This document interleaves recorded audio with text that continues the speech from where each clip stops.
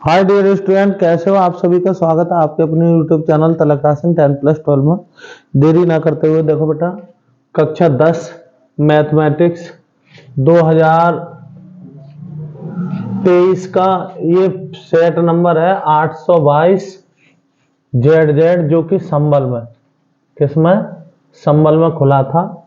देखो बेटा, इसमें मैं आपको 20 क्वेश्चन पहले करा चुका हूं। अच्छा, ये देखेंगे अब ये है 21 का क्वेश्चन।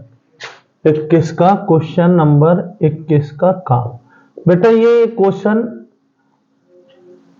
ये है क्वेश्चन, सिद्ध कीजिए वर्गमूल 2 एक अपरिमेय संख्या है। यह ऐसा एक परिमेय संख्या नहीं है। ये था क्वेश्चन। एक बात ध्यान रखना बेटा, क्वेश्चन लगभग वैसा ही आता है जैसे ये आया हुआ है ना। यानी कि प्रत्येक सेट में ये वाला वर्गमूल वाला तो एक क्वेश्चन आना ही आना होता है, हर वर्ष आता है। और इसमें एक क्वेश्चन जानते हो, समझ लो सब जानते हो। सॉल्यूशन कैसे करेंगे? देखो बेटा, क्या करेंगे, इसको ये परिमेय संख्या नहीं है तो उल्टा मान के चलते हैं। माना वर्गमूल 2 एक परिमेय संख्या है। क्या है ये? परिमेय संख्या है। ये हम मान के चले, माना ये एक क्या है? परिमेय संख्या है। जब ये परिमेय संख्या है तब हमें पता है, जब परिमेय संख्या है तो इसको लिख सकते हैं वर्गमूल 2 बराबर a/b के रूप में, जहां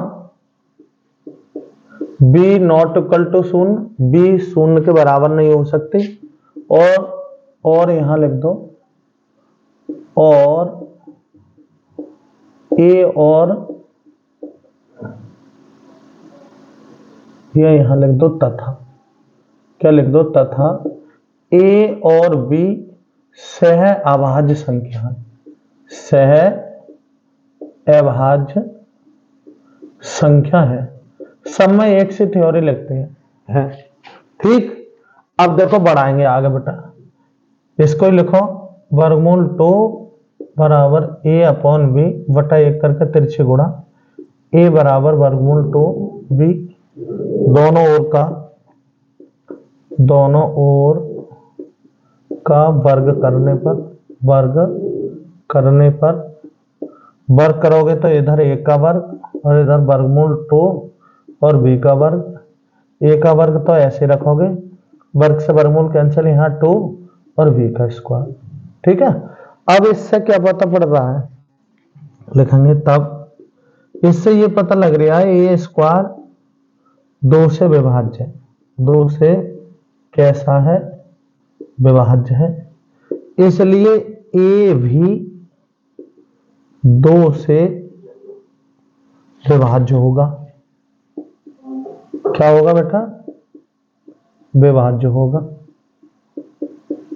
ठीक। इसको समीकरण 1 मान लो थोड़ी देर के लिए। भाई यहां पर क्या है? भाई देखो, जब किसी का कोई गुणनखंड होता है तो वह उससे विभाज्य होता है, ठीक है ना। तो अब हमने बता दिया कि क्योंकि इसका एक गुणनखंड 2 है तो बेटा ये a स्क्वायर 2 से विभाज्य है।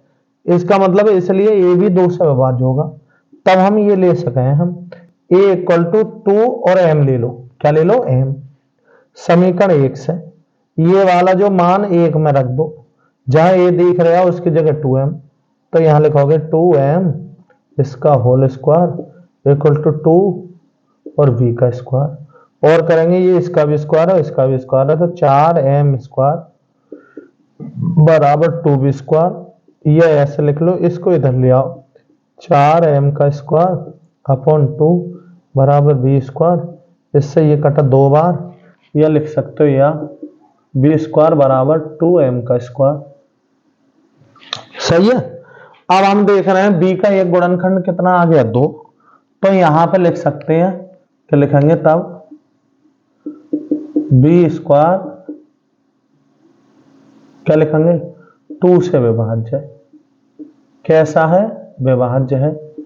इसलिए b भी 2 से कैसा होगा? विभाज्य होगा। क्या लिखेंगे, विभाज्य, यहां लिखोगे विभाज्य होगा। तब क्या लिखेंगे, तब ए और बी का उभयनिष्ठ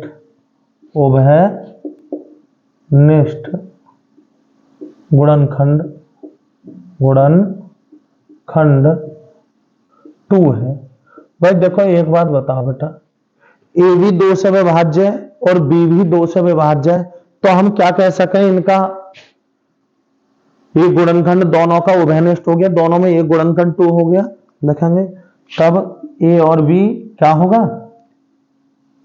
का गुणनखंड उभयनिष्ठ गुणनखंड 2 है ना। अतः इससे हमारी मान्यता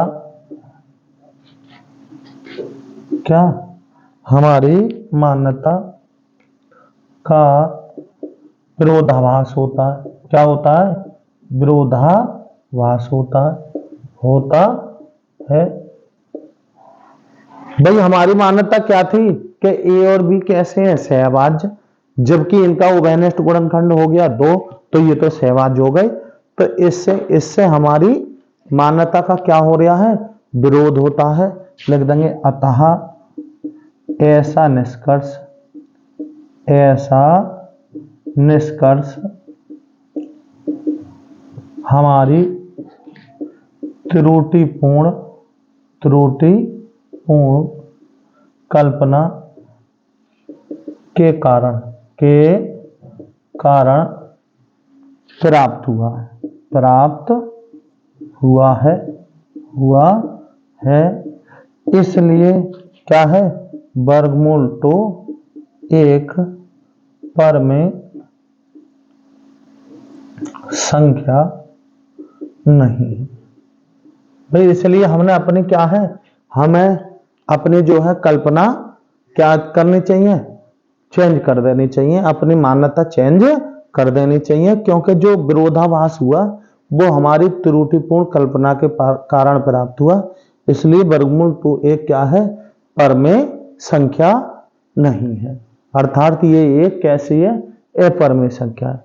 बेटा निश्चय सप्ताह ये सवाल, ऐसा कोई सवाल फिर से आएगा और बाकी की काफी प्रैक्टिस कराऊंगा तुम्हें इन सवालों की, लेकिन फिलहाल तो मैं जो है पेपर सॉल्व करा रहे हैं तो एक्स्ट्रा न दिखाएंगे, ज्यादा पेपर सॉल्व में ही काफी वीडियो बड़ी हो जाएगी। अगर हमें और कराऊंगा इसकी बहुत ज्यादा प्रैक्टिस, परेशान ना हो, देखेंगे बेटा। ये 21 का का था, अब आगे आ जाओ।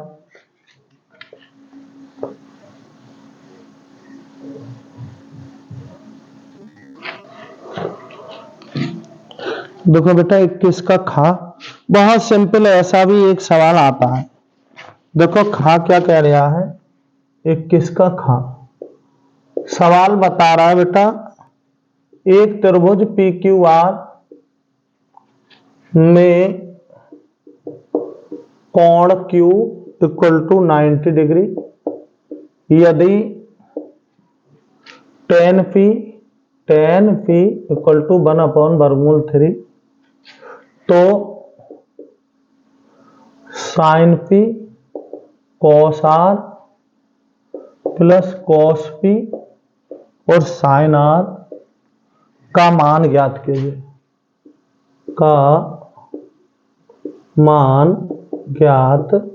कीजिए, ठीक है। अब देखो इसका 2 तरीके से कर लेते हैं, हालांकि मैं तो तुम्हें बिल्कुल सरल तरीके से करूंगा। देखो सॉल्यूशन इसके 2 तरीके से हो सके।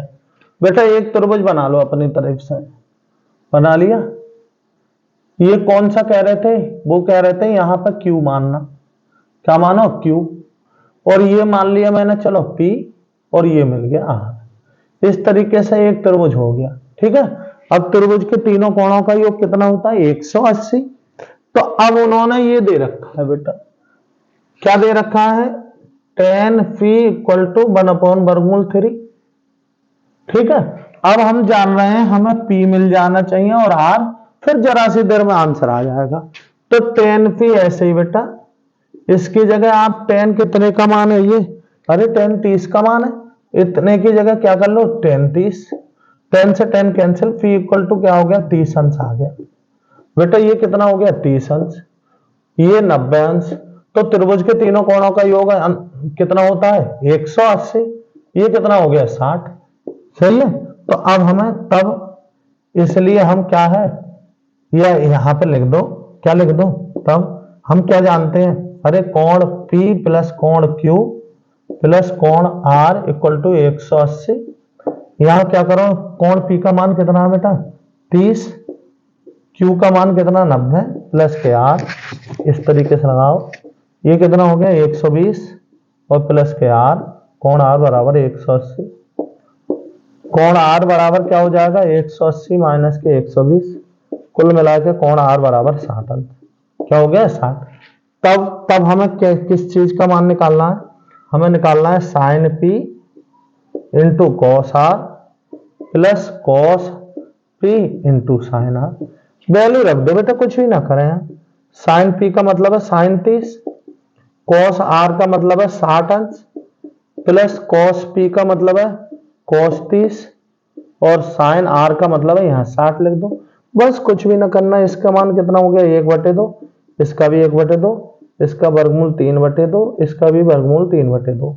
देखो गुणा करो भिन्नों की, 1 एकन 1, 2 दूनी 4, यहाँ वर्गमूल वर्गमूल हो गया 3/2 दूनी 4, एलसीएम समान है, नीचे 4 ऊपर जोड़ो 1 प्लस के 3 ऐसे ही हो जाएंगे, तो 4/4, आंसर क्या आया 1, सही है।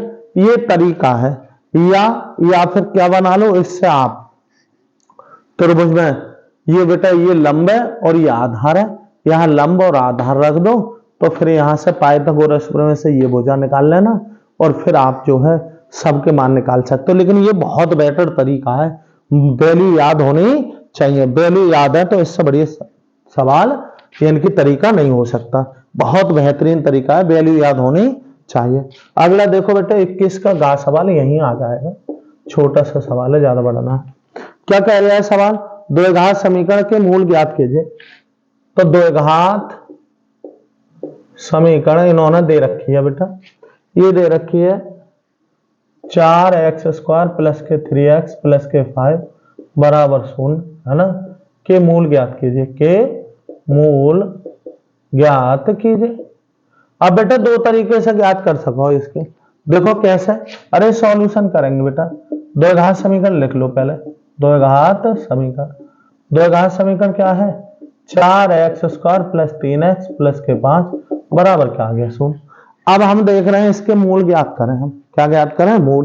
तो पहले ये, अब हम देख रहे हैं कि ये द्विघात समीकरण है, कैसी है बेटा 4 पंजे 20, 20 में ऐसा पहाड़ा पड़ो जोड़ के 3 आ जाए, संभव नहीं है। तो पहले देख लो कि इसके मूल संभव है या नहीं, यानी कि डी निकाल लो पहले, क्या निकाल लो, मूल संभव भी है या नहीं। तो डी निकालने के लिए एबीसी के मान छांटेंगे बेटा, विभक्त का निकालो समीकरण, एक की तुलना किससे करेंगे, ax² प्लस के bx प्लस के c बराबर 0। देखो ए ये रखा, क्योंकि ये समीकरण क्या बता रही है, ये मिलेगा x² गुणा में, तो a बराबर कितना मिला 4, ये bx है यानी कि b बराबर कितना मिला 3, और c बराबर कितना हो गया 5। तब हम d निकालना है, d का मतलब है विभक्तर, b² माइनस 4ac ऐसे, यहाँ d ऐसे ही बेटा, b की जगह रखना, b की जगह कितना है 3, 3 का स्क्वायर माइनस 4, a की जगह कितना है बेटा 4, और c की जगह कितना है 5, तो d ऐसे, 3 का वर्ग हो गया 9, माइनस 4 चौक 16 पंजे 80, कुल मिलाकर 80 में से ये गए तो माइनस के 71, देखेंगे चूंकि d का मान छोटा है किससे 0 से, इसलिए मूल कैसे नहीं है, वास्तविक नहीं है, यानी कि मूल कैसे हैं, काल्पनिक है। क्या है, काल्पनिक है। मूल कैसे हैं बेटा, मूल वास्तविक नहीं है, यह मूल काल्पनिक है, मूल काल्पनिक है। तो हम किसी भी विधि से निकाल ना सकते, वरना हमको मूल ज्ञात करने की कितनी विधियां हैं बेटा? 3 विधियां याद है। एक तो गुणनखंड विधि, और एक पूर्ण वर्ग विधि, और एक श्रीधराचार्य सूत्र विधि, सूत्र या द्विघातीय सूत्र विधि। लेकिन ये जब ही संभव है, हमें पहले सबसे पहले हम क्या करते हैं, गुणन विधि लगाने की कोशिश करते हैं। देखो गुणन विधि लगाई तो हम देख रहे हैं 5 चौक 20 में ऐसा पहाड़ा पड़ा, जोड़ के 3 आ जाए तो हो ही नहीं सकता। सही, तो हमें पता है कि यहाँ गुणन विधि फेल हो गई। गुणन विधि फेल हो गई तो ध्यान रखना, आप कोशिश करो पहले ये देख लो मूल संभव भी है या नहीं है। आप लोग जानते होंगे, मैंने द्विघात समीकरण में खूब बताया है कब मूल संभव है कब नहीं है। तो ऐसे सवालों में बेटा हिलकते ना है। अब बच्चा क्या करता है, उसे मूल ज्ञात करने हैं, सही है, तो मूल ज्ञात करने लग जाता है। अब बेटा इसके मूल संभव ही ना है तो ज्ञात कैसे हो जाएंगे? फिर बालक क्या हो जाता है, उस समय होपलेस होने के चांस रहते हैं। बोले यार हम तो इतना छोटा सा सवाल ना हो रहा, जबकि हमने तुम्हें बताया बेटा मेथड से चलोगे तो कभी भी क्या है, आप हताश नहीं होगे। ठीक है, इसलिए थोड़ा ध्यान रखना होता है। पेपर बहुत कठिन आता है, लेकिन पेपर को किस तरीके से आप उसको सोचते हो, बस ये डिपेंड करता है। खैर देखेंगे, चलेंगे आगे। बहुत छोटा सा सवाल है, 21 का घा सवाल। 21 का घा सवाल क्या है, बिंदुओं, ये सवाल भी आता ही है। बिंदुओं ए है 2 कॉमा माइनस के 2, बी है 3 कॉमा 7, है ना, को जोड़ने वाले, को जोड़ने वाले रेखाखंड, है ना, की लंबाई ज्ञात करो, की लंबाई ज्ञात कीजिए, ज्ञात कीजिए। तो बेटा डायरेक्ट फॉर्मूले पर आधारित सवाल था, बिल्कुल सिंपल सवाल था। आप जानते हैं एक बिंदु है, एक बिंदु है, ये x1 y1 कह दो, और ये क्या कह दो, x2 और y2। यहां a और ये है b, तो AB की जो लंबाई निकालती है रेखाखंड AB की लंबाई, वो डायरेक्ट होता है x2 माइनस x1 इसका whole square plus y2 minus y1 इसका होल स्क्वायर। या इसी फॉर्मूले को आप ऐसे लिख सकते हो, x1 माइनस के x2 इसका whole square plus y1 minus y2 इसका होल स्क्वायर। किसी भी तरीके से आप कर सकते हो। तो इसमें तो बिल्कुल सिंपल था, सॉल्यूशन बहुत छोटा सा था इसका। क्या है, बिंदुओं, बिंदुओं कौन से वाले, अरे ए ऐसे ही 2 कॉमा माइनस 2, और बी कितना था बेटा 3 कॉमा 7, ये x1 कह दो और ये y1, ये x2 और हो गया y2, है ना। क्या लिखेंगे तब रेखाखंड, रेखाखंड AB की लंबाई, AB की लंबाई, डायरेक्ट फॉर्मूला था, क्या था, अंडर रूट, क्या था, अंडर रूट, और लगाओ भाई कौन सा फॉर्मूला आपको याद ही है, कौन, x2 माइनस x1 इसका whole square plus y2 minus y1 इसका होल स्क्वायर। इधर ए बी चलाते रहो और इधर वैल्यू रख दो। x2 का मान कितना 3, माइनस x1 का मान कितना 2 इसका होल स्क्वायर, y2 का मान है 7 माइनस, अब ये y1 का मान माइनस का 2 है, यहाँ माइनस 2 पहले, माइनस चिन्ह पहले से, तो प्लस का 2 इसका होल स्क्वायर। ए बी बराबर अंडर रूट 3 में से 2 के बेटा 1 का स्क्वायर, और यहाँ 7 और 2 कितना हो रहा है 9 इसका होल स्क्वायर। कितना आया ये 1, 9 का हो गया 81। ए बी बराबर अंडर रूट क्या हो गया 82, क्या हो गया 82।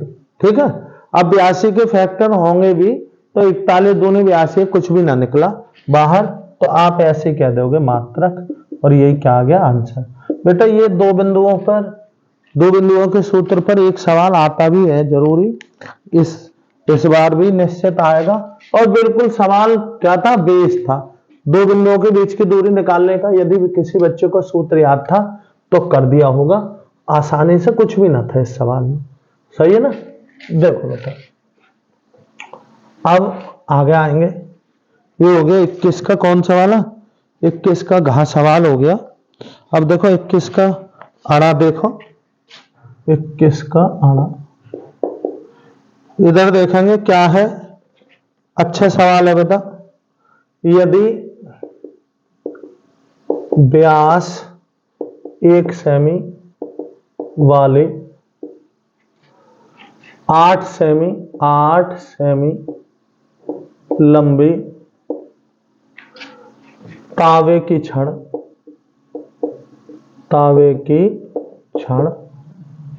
को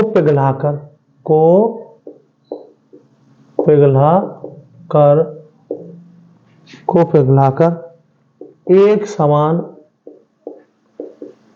मोटाई वाली 18 सेमी लंबी एक छड़ के रूप में ढाला जाता है। तो छड़ की मोटाई ज्ञात करो। तो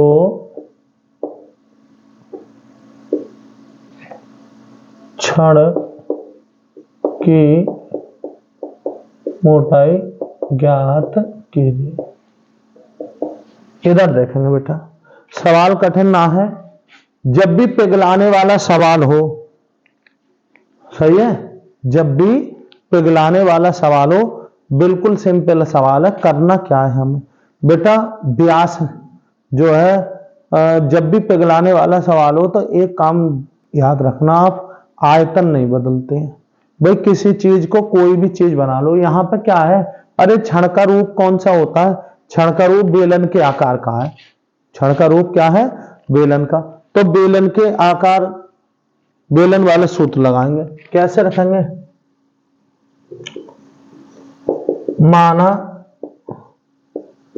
दी गई, यहां लिख देंगे, दी गई छड़ की त्रिज्या R1 है तथा लंबाई H1 है, तथा क्या है, पिघलाकर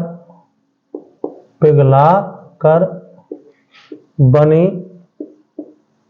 छड़ की त्रिज्या R2 है तथा लंबाई H2 है। क्या है, H2 है। तब लिखेंगे, तब बेटा छड़ की मोटाई, छड़ का व्यास, यानी कि 2R1 बराबर 1। अरे बेटा यही तो है, तो R1 बराबर 1/2 सेमी, और क्या हो गया, H1 ये हो गया, H1 बराबर 8 सेमी तथा H2 बराबर कितनी हो गई, अरे कितनी लंबी छड़ बना रहे हो, 18 सेमी। तब लिखेंगे, तब बनी छड़ का आयतन बराबर दी गई छड़ का आयतन, क्योंकि आयतन थोड़ा ही ना बदलेगा, आकार बदल रहा है, सही है ना। तो बनी छड़ का आयतन, अरे आयतन तो किसी का योग क्या, पाई R² और H। अब बनी वाले के लिए A2 और A2, इसका भी पाई R² और H, और ये 1 लगा दो, पाई से पाई कैंसिल कर दो। R2 कितना है बेटा, R2 तो हमें ज्ञात करना है, R2 का स्क्वायर ऐसे। H1 कितना है, H2 18। यहां कितना लिखेंगे, 1/2 इसका होल स्क्वायर। यहां कितना है बेटा, यहां 8 सेमी। क्या करोगे, R2 का स्क्वायर ऐसे ही, यहां 1/4 हो गया, गुणा में 8 थे, और ये गुणा की चीज बटे में डाल दो, 18 हो गए। कट कर लो, 4 दूनी 8, 4 से ये कटा कितने बार, 9 बार। R2 का स्क्वायर बराबर 1/9, ये R2 बराबर वर्ग हटाएगा और इधर वर्गमूल लग जाएगा, तो R2 बराबर कितना आ गया, 1/1 का तो 1 और 9 का कितना आ गया, 3। इसका मतलब R2 बराबर, जो बनी छड़ की त्रिज्या कितनी हो गई, 1/3। जबकि तब लिखेंगे, तब बनी छड़ क्या लिखोगे? बनी छड़ की मोटाई। मोटाई का मतलब क्या होता है बेटा? व्यास। मोटाई क्या हो गया? बराबर 2r2 यानी कि 2 गुणा 1/3 क्या हो जाएगा? 2/3 और सेमी, और यही क्या आ गए? आंसर है। नारिया, ये पिघलाने वाला सवाल था। बेलन को पिघलाकर क्या बनाया जा रहा है? बेलन बनाया जा रहा है। बिल्कुल सरल सवाल था। ठीक है बेटा, चलते हैं आगे। एक इसका क्या हो गया? डा वाला सवाल हो गया।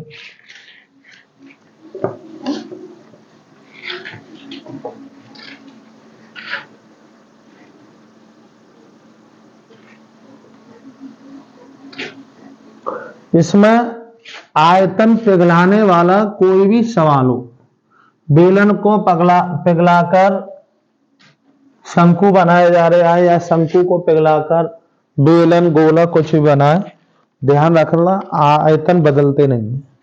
ठीक है ना। अगला सवाल था ये सवाल था बेटा क्वेश्चन 21 का 4 सवाल था। यहां निम्न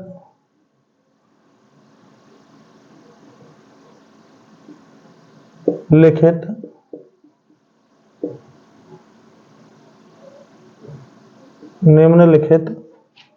सारणी का माध्य ज्ञात कीजिए। अरे कौन सी सारणी थी बेटा? ये देख लो, ये थी, उन्होंने इस तरीके से दे रखा था। ये वर्ग अंतराल और यहां था बारंबारता।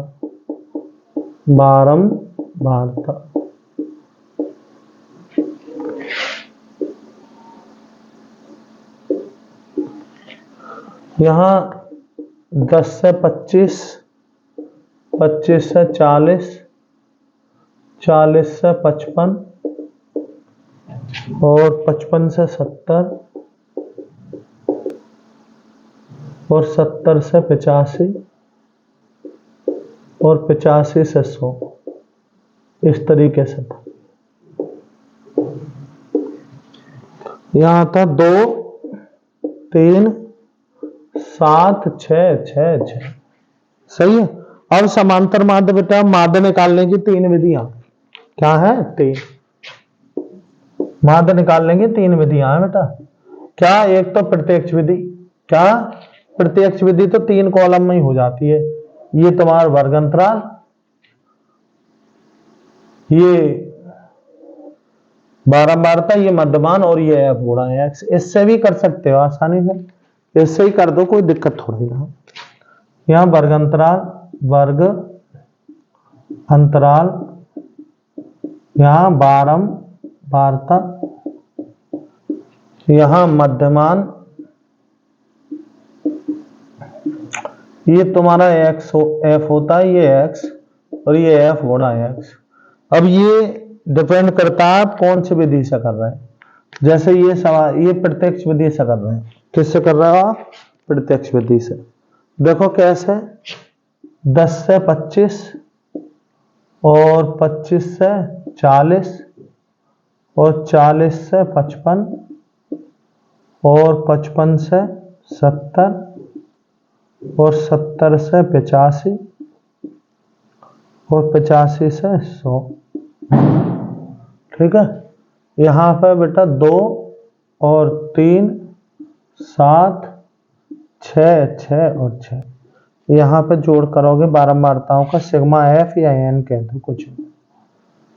3 2 और 3 5 7 12 और जी हो रहे हैं 18, 12 और 18 किधर हो रहे हैं? कुल मिलाकर 30। मध्यमान कैसे निकालते हैं? दोनों को जोड़ो, ये निम्न सीमा है और ये उच्च सीमा। जो मध्यमान निकाला जाता है, मध्यमान x का मान वो होता है पूरे के बटे 2। यहां निम्न सीमा प्लस उच्च सीमा,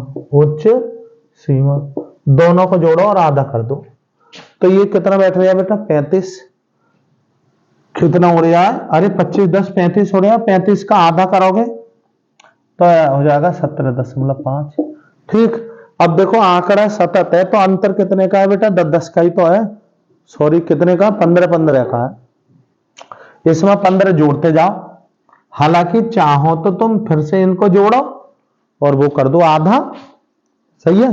यानी कि ना तो सीधे क्या करते हैं एक निकालते हैं, इसमें अंतर ऊपर से नीचे तक कितने का 15 का है, तो इसमें 15 जोड़ दो तो 0.5 तो है 15 और ये 17 कितना हो रहा है 32 32.5, फिर 15 जोड़ोगे तो 47.5, फिर 15 जोड़ोगे तो बेटा 62.5, फिर 15 जोड़ोगे तो कितना हो जाएगा, ये हो जाएगा 15 जोड़ोगे तो 77.5, फिर कितना हो जाएगा, अरे सब फिर 15 जोड़ेंगे तो 5 तो यही 7 5 12 तो हाथ से लगा 1 और कितना हो गया 92। इस तरीके से होता रहेगा नारे बात बेटा, इस तरीके से ही होता रहता है। देखो फिर से देख लेंगे, चाहे तो ऐसे ये देखो जोड़ो,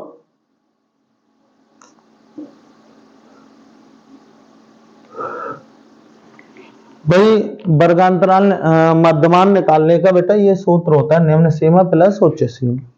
इस तरीके से आप मध्यमान निकाल सकते हो, लेकिन क्या बताया मैंने, तुम तो पहले का मध्यमान निकाल दो, फिर यहां देखो अंतर 20 का है, सॉरी कितने का 15 का, यहां भी 15 का, बस इसमें 15 जोड़ते गए, तो हम 15 जोड़ेंगे तो बताओ जरा इसमें तो कोई अंतर पड़ेगा ना पड़ेगा, यही है। देखो 17 में 15 जोड़ोगे 32, 32 में 15 जोड़ोगे तो 47, 47 में 15 जोड़ोगे तो 62 और 62 में 15 जोड़ोगे तो बेटा हो जाएगा 77। अरे 15 जोड़ के देख लो, 15 यहाँ 5 तो 7 और 1 6 और 1 और इसमें 77 में 15 जोड़ोगे तो बेटा 92, क्या हो जाएगा 92। तो ये आ गया। अब ये कॉलम गुणा वाला है, इस गुणा कर दो इसके, भाई इसके इससे करोगे तो इसके इससे करोगे गुणा तो 5 दूनी 10 के सुपर हाथ से लगा 1, 7 दूनी 14 और 1 15 5 हाथ से लगा 1 और 2 एकम 2 और 1 3 पॉइंट 1 के बाद ऐसे ऐसे करो 5 थे 15 5 हाथ से लगा 1, अरे गुणा कर रहा हूं कुछ भी ना कर रहा, 3 6 और 1 7 और 3 3 9, ये आ गया 97 पॉइंट इतना, सही। इसको करोगे 7 पंजे 35 के 5 हाथ से लगे 3, 7 सत्ते 49 और 3 52 हाथ से लगे कितने बेटा 5, 7 चौक 28 और 5, 28 और 5 कितने होते हैं 33, तो इस तरीके से लगा दोगे। तो 6 पंजे 30 हाथ से लगे 3, 6 दूनी 12 और 3 15 5 हाथ से लगा 1 और 6 छंग 36 और 1 37 आया। ऐसे 6 पंजे, अरे 6 पंजे 30 हाथ से लगे 3, 6 सत्ते 42 3 45 हाथ से लगे कितना है 4, 6 सत्ते 42 42 4 46, ठीक है। और यहाँ गुणा करोगे बेटा तो यहाँ गुणा करो 6 पंजे 30 और कितना हो गया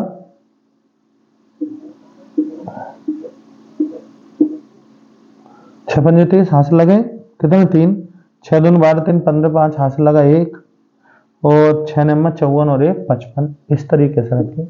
सिग्मा एफ गुणा एक्स, जोड़ो बेटा 5 5 10 हाथ से लगा 1 जोड़ोगे यहाँ 6 और 7, 6 और 7 कितना हो रहा है 13, 13 2 15 5 20 और 5 25 और 5 30, 30 का फिर से 0 हाथ से लगे 3 3 यहाँ डालो 3 3 6 और 9 15 और 3 18 और 7 25 और 6 31 और 5 31 5 कितने होते हैं 36, हाथ से लगे 3 3 यहाँ डालो 3 6 हो गए और 9 और 4 13 और 5 18, कितना हो गया ये हो गया, ठीक है ना, कितना 1860.0 1860 हो गया। तब माध्य बराबर क्या होता है, माध्य बराबर सिग्मा एफ गुणा X upon sigma F, X bar ऐसे ही बेटा यहाँ आ जाता है 1860 32, इससे ये कैंसिल कट कर दो बेटा, कितने बार कट करोगे ये? अरे 3 छंग 18, 3 दूनी 6, कुल मिला के x बार बराबर क्या आ जाता 62। और ये क्या आ गया आंसर। ये कौन से थे हमारी प्रत्यक्ष विधि थी, क्या थे प्रत्यक्ष विधि। हालांकि ये सवाल लघु विधि से बहुत सरल बनाया जा सकता है, पर क्या है प्रत्यक्ष विधि से कर लो, और विधियां बाद बताएंगे। चाहो तो हमारे प्लेलिस्ट में जाके और आप देख सकते हो, हमने सब विधियां कराई हैं, सही है। यहाँ तो मैं तुम्हें एक एक ही विधि दिखाऊंगा, क्योंकि ज्यादा विधि दिखाने से जो है क्या हो जाएगा, वीडियो बहुत बड़ी हो जाएगी, ठीक। अब देखो बेटा, ये 21वां क्वेश्चन संपन्न हो गया। कुल मिलाकर 25 क्वेश्चन आए थे आपके, कितने आए थे 25। आगे चलेंगे बेटा 22वें सवाल पे। 22वां सवाल बिल्कुल सरल सवाल था, लेकिन बेटा थोड़ा सा अलग था, कोई सब बच्चे समझ नहीं पाए थे। क्या समीकरण x प्लस के 2y माइनस के 4 बराबर 0 तथा 2x प्लस के 4y माइनस के 12 बराबर 0 दो रेल पटरियों को निरूपित करती हैं, को निरूपित करते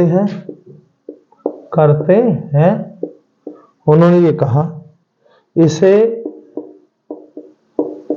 ज्यामितीय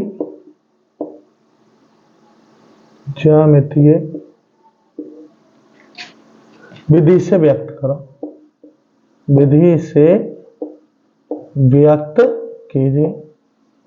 कुछ भी ना करना ना था इसमें, सही है। यानी कि आपको क्या दिखाना था। अब हम जानते हैं रेल की पटरियां, बेटा आप सब लोग जानते होंगे कैसी होती हैं। रेल की पटरियां कभी भी एक दूसरे को, जैसे ये रेल की पटरियां जा रही हैं, ये कभी ऐसा ना होगा कभी यहाँ अंतर इतना है फिर आगे जाके इतना, यानी कि रेल की पटरियों के बीच क्या होना चाहिए, अंतर समान होना चाहिए। अंतर समान होने का मतलब है समांतर होनी चाहिए, तो वही करना था, यहाँ पे यही दिखाना था। हमें क्या करना है, लिख देते, लिखेंगे दी गई रैखिक समीकरण, दी गई समीकरण क्या है, x प्लस के 2y माइनस के 4 बराबर 0, ये समीकरण आ गई फर्स्ट। तथा एक और कौन सी, अरे 2x प्लस के 4y माइनस के 12 बराबर 0, ये समीकरण कितने आ गए 2। यहां लिख देते समीकरण ए की तुलना a1x प्लस के b1y प्लस के c1 बराबर 0 से, तथा समीकरण 2 की तुलना a2x प्लस के b2y प्लस c2 बराबर 0 से करने पर तो a1 का जो मान मिलेगा वो ये a1 है, यहाँ ये b1 ये c1, दूसरे वाले ये a2 ये b2 और ये c2।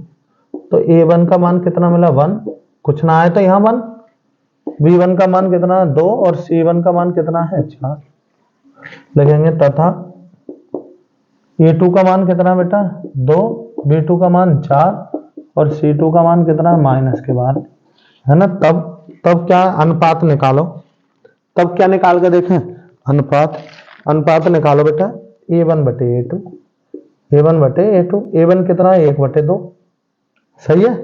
अरे ऊपर a1 कितना 1 और नीचे कितना 2, कॉमा b1 बटे b2, b1 कितना है 2 और नीचे कितना है 4, तो 2 1 2, 2 2 4 यानी कि 1 बटे 2।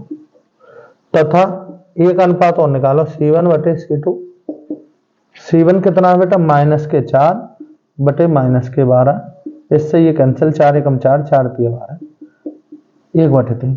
अब देखो ये 1 बटे 2 है, ये 1 बटे 2 है और ये 1 बटे 3 है, लिख देंगे चूंकि a1 बटे a2 बराबर है b1 बटे b2 और बराबर नहीं है c1 बटे c2, इसलिए दी गई रेखाएं कैसी हैं बेटा, रेखाएं समांतर हैं, कैसी हैं समांतर हैं, इसलिए अतः लिखेंगे, या अतः दी गई रेखाएं किसको प्रदर्शित करती हैं? दो रेल पटरियों को निरूपित करती हैं, निरूपित करती हैं। बट बेटा यहां हमें ये सीखना था भाई, ऐसे ही वो कहने लगा क्या ये दो दी गई रेखाएं चौराहे को प्रदर्शित करें, तो चौराहे को प्रदर्शित करने का मतलब है A1 बटे A2 बराबर नहीं होना चाहिए B1 बटे B2, क्योंकि ये प्रतिच्छेद करने का है। क्या करने का है? प्रतिच्छेद करने का। अरे वाह, प्रतिबंध लगा सिद्ध करना था। क्या करना था? प्रतिबंध, क्या? समांतर का, क्योंकि रेल की पटरियां कैसी होती हैं? आपस में समांतर होती हैं। तो जिस बच्चे ने ऐसा कर दिया बस जरा सा, क्योंकि ये तो निश्चित है कोई भी बच्चा हाई स्कूल में पढ़ा होगा, इन अनुपातों के सवाल जरूर सीखा होगा। A1 बटे A2, B1 बटे B2, C1 बटे C2 आपस में रेल। लेकिन इसमें ऐसे इन्होंने क्या कर दिया भाई, थोड़ा सा एक्स्ट्रा में सेंस लगाना था कि रेल की पटरियां आखिर होती किस प्रकार की हैं, यानी कि हमें प्रतिबंध किस प्रकार से दिखाना है। भाई इतना जिस बच्चे ने सोचा होगा उसे पूरे नंबर मिले होंगे। सही है ना? आगे चलते हैं। देखो बेटा अगला सवाल बढ़िया सवाल है, कठिन सवाल ना है। और क्वेश्चन नंबर 22 का ये खा क्वेश्चन है। क्या क्वेश्चन है बेटा? दो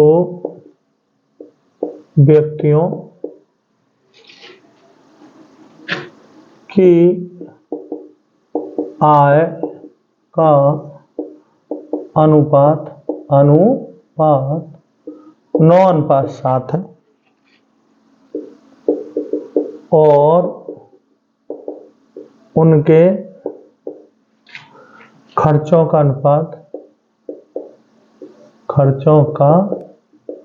अनुपात कितना है बेटा? 4:3 है। 4:3 है। ठीक है।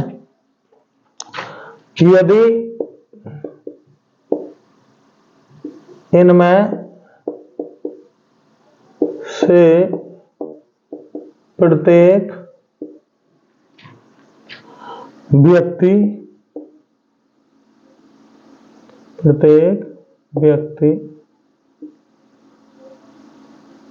रुपया 2000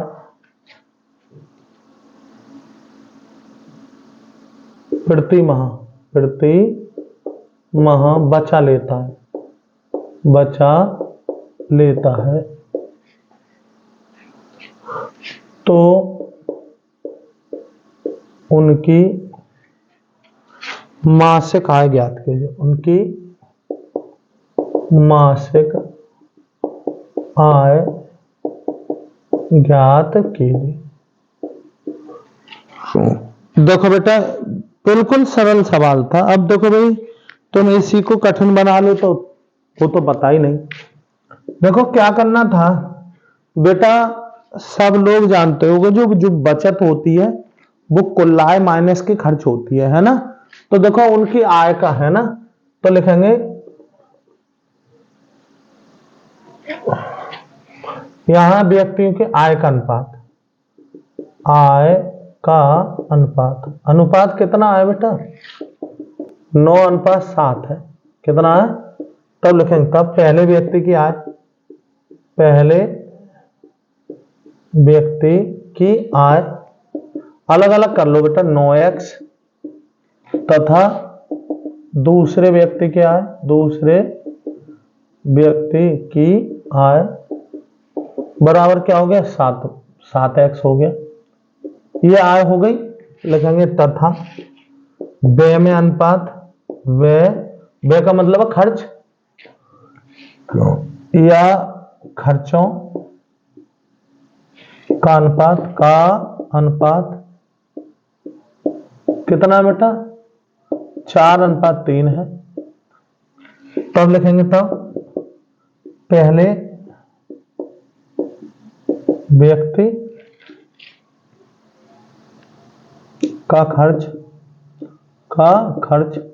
4y तथा, अरे अभी यहां नया कांस्टेंट लेके हमने अनुपात को बदल ले रहे हैं भाई। यहां पहले हमने एक्स एक्स ले लिया सोबेनिस्ट, तो अनुपात को सिंपल लिख दिया। अब हमने यहाँ वाई वाई ले लिया, तो लिखेंगे दादा दूसरे व्यक्ति का खर्च बराबर क्या हो जाएगा 3 बाई। तब चूंकि प्रत्येक व्यक्ति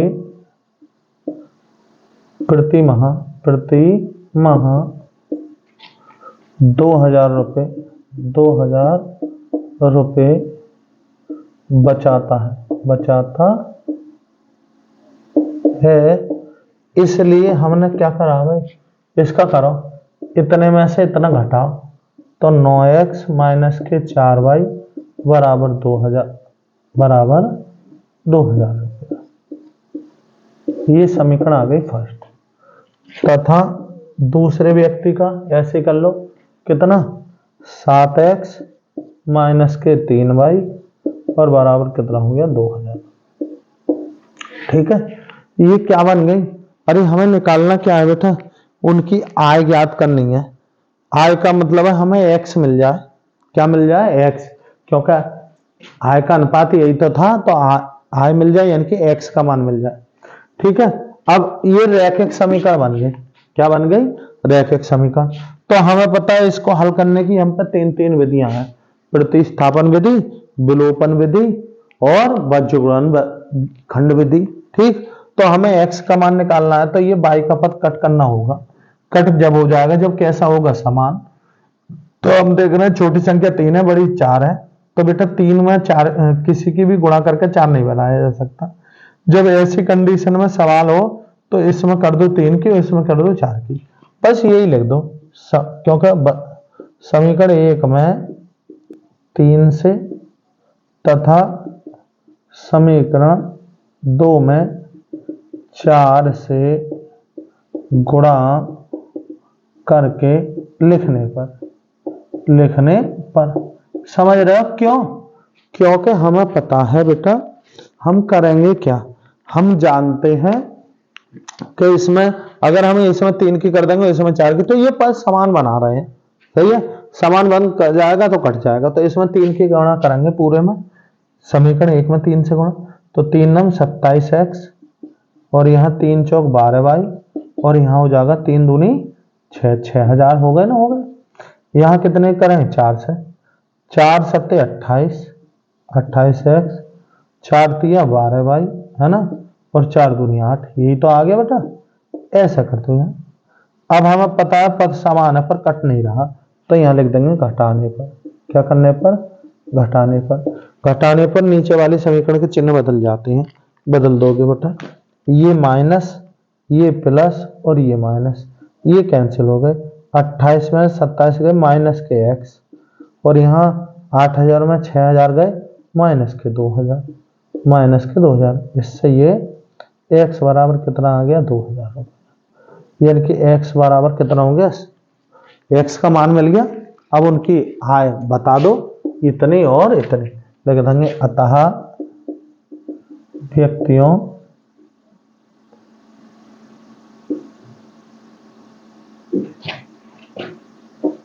क्या कह रहा था बेटा, अच्छा व्यक्तियों की उनकी मासिक आय लिख देंगे। अतः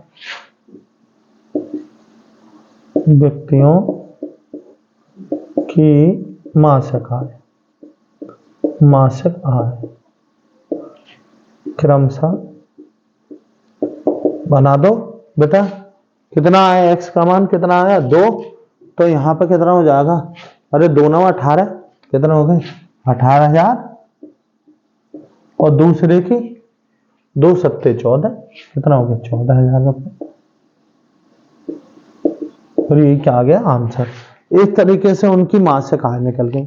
4 नंबर का सवाल था, कठिन न था। वैसे भी हमें पता है, देखो बेटा आप लोग जितना पढ़कर समझ लेते हो, समझ लो तो आसानी से गणित कर सकते हो।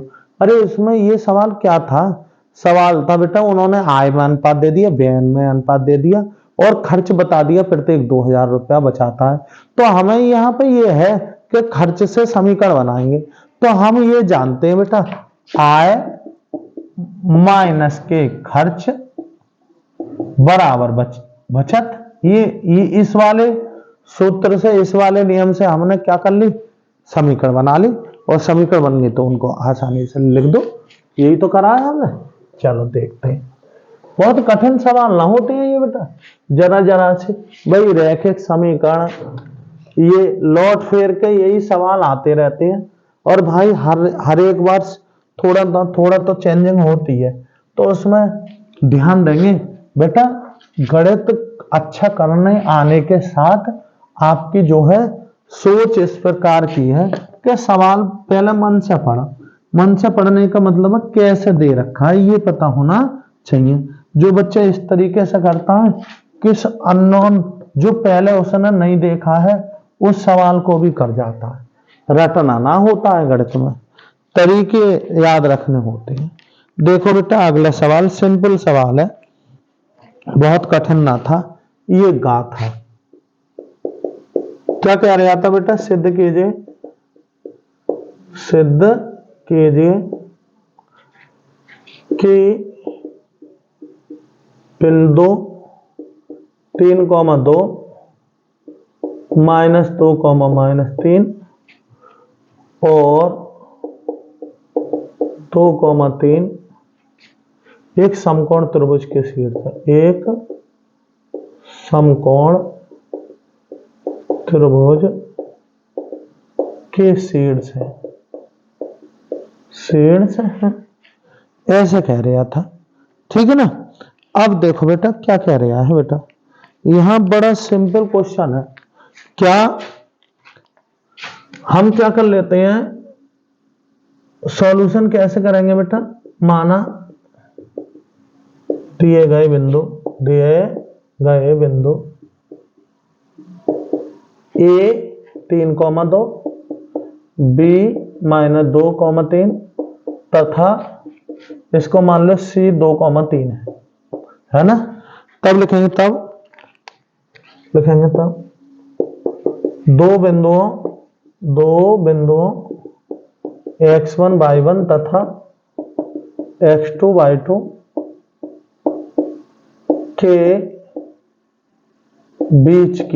के बीच की दूरी बराबर। हम जानते हैं दो बिंदुओं के बीच की दूरी क्या होती है बेटा, ये होती है √ x2 - x1 इसका whole square plus y2 - y1 इसका होल स्क्वायर, है ना। के प्रयोग से डायरेक्ट निकालोगे बेटा। क्या ए भी निकालो, ए और बी।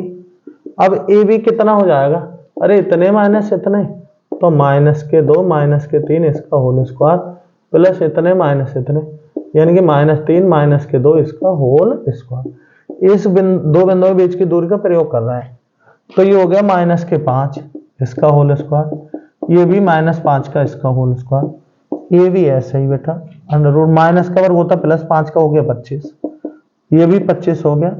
कुल मिलाकर ये भी बराबर क्या हो गया, √50 हो गया। दोनों ओर का वर्ग करने पर तो यहाँ ए बी इसका स्क्वायर बराबर वर्गमूल 50 इसका स्क्वायर, और यहाँ हो जाएगा ए बी इसका होल स्क्वायर बराबर क्या आ जाएगा, ये 50। ये समीकरण क्या आ गई फर्स्ट। अब तुम सोच रहे होगे सर ये क्या कर रहे हो। देखो बेटा समकोण त्रिभुज होने के लिए अगर इस त्रिभुज की भुजाओं ने पाइथागोरस में सिद्ध कर दी तो सही है, समझ लो है, वरना नहीं। तो उसके लिए 3 बार सूत्र लगाना पड़ेगा दूरी का। लिखेंगे तथा इसी प्रकार कौन सा निकाल लो आप, BC √ क्या लगाएंगे, अरे सीधे इतने माइनस इतने, तो यहाँ लिखोगे 2 माइनस, अब ये लिखोगे -2 तो यहाँ +2 इसका होल स्क्वायर प्लस के कितना 3 माइनस, अब ये लिखोगे तो -+3 इसका होल स्क्वायर। BC बार बार सूत्र लगा के थोड़ा नहीं दिखाएंगे, एक बार कह दिया कि इसका प्रयोग कर रहे हैं। √ 2 ये कितना हो गया 4 इसका स्क्वायर, और ये भी कितना हो गया 3 और 3 6 इसका स्क्वायर। कुल मिलाकर BC ऐसे ही √ 4 का स्क्वायर हो गया 16 और 6 का हो गया 36। कुल मिलाकर BC बराबर √ कितना हो रहा, ये 52 हो रहा है, कितना हो रहा 52। वर्ग करोगे तो BC का स्क्वायर बराबर हो जाएगा 52। तो ये समीकरण आ गए 2। अब इसी प्रकार क्या निकाल लो, ए सी और निकालो। क्या निकाल लो? सी ए। सी ए निकालोगे, सी ए बराबर क्या लिखोगे? इतने माइनस इतने, तो 2 माइनस 3 इसका होल स्क्वायर, इतने माइनस इतने, तो यहाँ 3 माइनस 2 इसका होल स्क्वायर। सी ए बराबर अंडर रूट कितना हो गया? 3 में से 2 गया माइनस का 1 इसका स्क्वायर, 3 में से 2 गया 1 इसका स्क्वायर। सी ए बराबर क्या आ गया? अंडर रूट माइनस का वर्ग 1 प्लस के 1, सी ए बराबर अंडर रूट 2 आया, दोनों ओर का वर्ग कर लो तो सी ए का स्क्वायर बराबर क्या हो गया? वर्ग से वर्गमूल कैंसिल 2। अब देखो बेटा ये समीकरण आ गई थी। समीकरण इतने और इतने का योग ये रखा, सही है? तो क्या करोगे यहाँ? समीकरण 1 व 3 जोड़ने पर जोड़ोगे बेटा तो क्या आया? ए बी का स्क्वायर प्लस के सी ए का स्क्वायर बराबर कितना है? 50 प्लस के 2, ए बी का स्क्वायर प्लस के सी ए का स्क्वायर बराबर 52।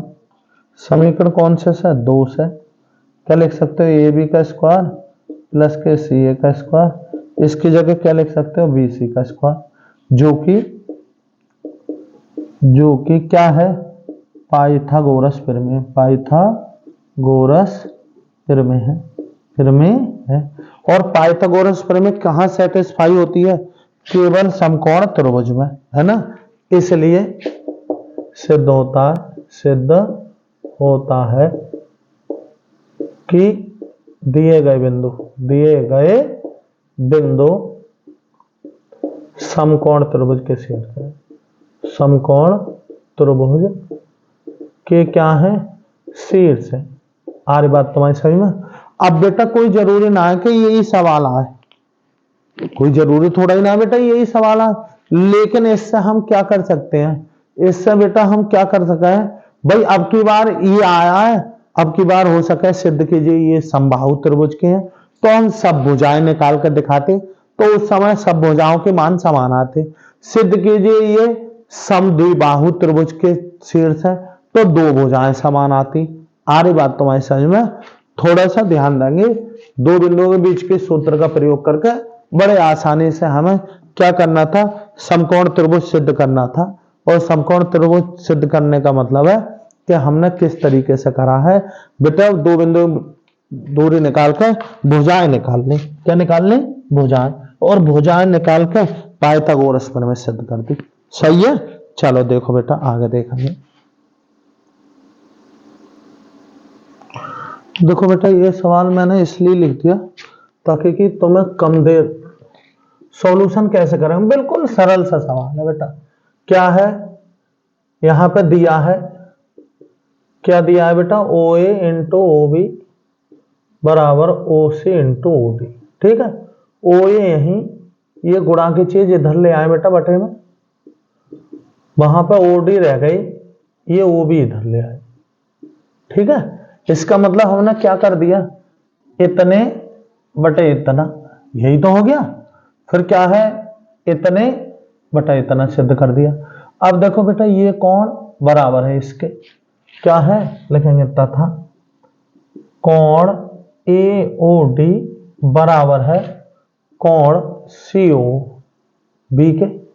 क्यों? क्योंकि ये शीर्ष सम्मुख कोण है, शीर्ष सम्मुख कोण है, इसलिए बेटा, इसलिए हमारा क्या हो गया बेटा? ये 2 भुजाओं का, इसलिए हम ऐसा कह सकते हैं त्रिभुज ए ओ डी समरूप है।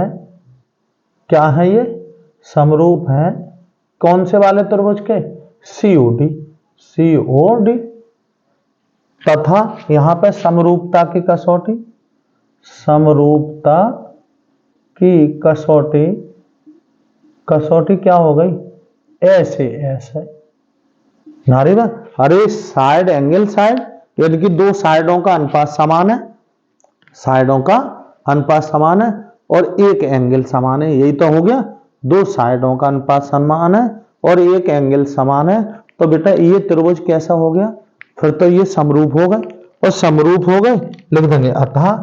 इसलिए हम कह सकते हैं अतः ये कह सकते हैं कोण ए बराबर है कोण किसके? सी के। तथा क्या है, कोण V बराबर कोण D के, D है क्योंकि समरूप त्रिभुज के संगत कोण है। त्रिभुज के कैसे हैं बेटा, ये संगत कोण है और यही सिद्ध करना था। बस इतना सा सवाल था। हालांकि बेटा इसको तुम थोड़ा और तरीके से भी लिख सकते थे अगर चाहते तो। एक तरीका ये और दिखाई दे तो मैं, चलो ऐसे लिखते हैं, यहां पे दिया है क्या, इस तरीके से हेडिंग में लिख देते, दिया है। दिया क्या है बेटा, यहां पे OA इंटू OB बराबर OC इंटू OD। यहां लिख देते, दूसरी हेडिंग बनाते, सिद्ध करना है। सिद्ध करना है, क्या सिद्ध करना है बेटा, कोण A बराबर कोण C, कोण B बराबर कोण D। क्या, कोण B बराबर कोण D। फिर लिखते उपपत्ति, क्या लिखते हैं, उपपत्ति। इस तरीके से लिख देते, उपपत्ति में लिख देते OA इंटू OB बराबर OC इंटू OD। यहां OA अपॉन OC बराबर OD अपॉन OB। अरे ये तो इन्होंने दिए रखा है। तथा हमें क्या और पता है, कोण AOD बराबर है कोण COD, COB। इसलिए हम क्या लिख सकते हैं, त्रिभुज AOD समरूप है त्रिभुज किसके, COB। तब क्या होंगे, कोण A बराबर कोण C, कोण D बराबर कोण B बराबर D, कोण B बराबर कोण D। क्यों, क्योंकि ये समरूप त्रिभुज के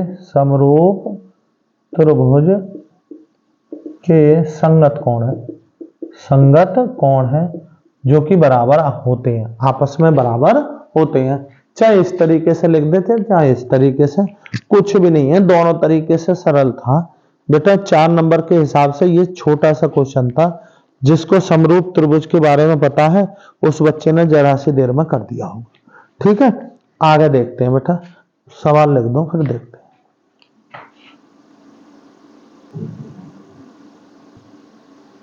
देखो बेटा, ये पहले क्वेश्चन मैं पढ़कर दिखाऊंगा फिर देखते हैं। देखो सवाल क्या कह रहा है, भूमि के एक बिंदु P से एक 10 मीटर ऊंचे भवन के शिखर का उन्नयन कोण कितना है, 30। ये बेटा भवन हो गया और ये हो गया कोई बिंदु भूमि पर, ये बिंदु P ले लो, सही है।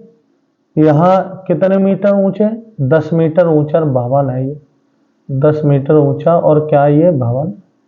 इसके शिखर का उन्नयन कोण, ये वाला जो कोण है बेटा यहां से, वो कितना है, 30 अंश। ठीक है, अब कह रहे हैं भवन के शिखर पर एक ध्वज लगा हुआ है, ये ध्वज लगा हुआ है, ऐसा समझो, ये इसका डंडा है और यहां लो जी ये ध्वज लग गया। ठीक है, ये ध्वज है। ध्वज के शिखर का P से उन्नयन कोण, अब यहां से जो कोण है ये वाला, ये पूरा ये वाला, ये 45 है। कितना है, 45। ठीक है ना, 45 है। तो ध्वज के दंड की लंबाई यानी कि ये वाली H इतनी,